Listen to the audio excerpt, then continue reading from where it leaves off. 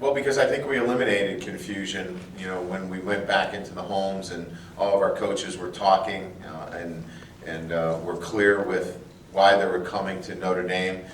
And I would say that that's the premise. All these decisions were not based upon Notre Dame has a stadium that seats 81,000 and plays on TV. These decisions were made based upon our distinctions at Notre Dame.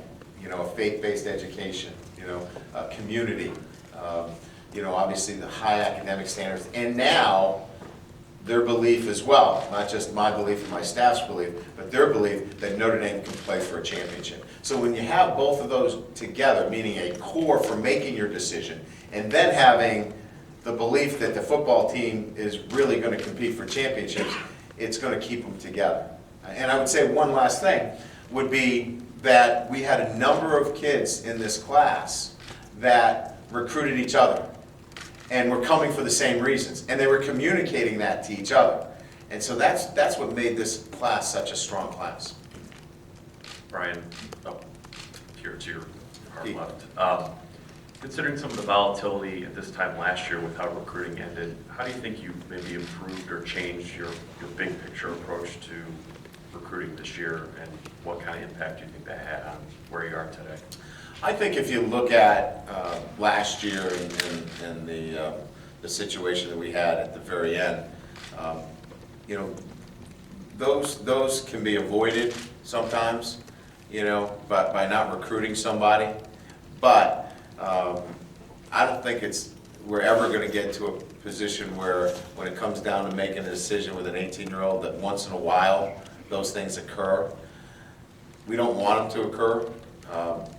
I think what we did this year is that, we made sure where that commitment was. In other words, if you're committed, that means you've ended this recruiting process. And I think in some instances, being firmer toward that end allowed this not to take shape. Now, I'm going to tell you, these are young guys. Things happen every year, and I think you have to be prepared for that too. This is probably more of a question for next cycle, but did anything that happened in the Alabama game inform how you maybe want to adjust things next year, or what you need to recruit, or what kind of kids you need to recruit? No, I know that, it's easy to say, when you look at the game that there are coaching things that we're going to do better.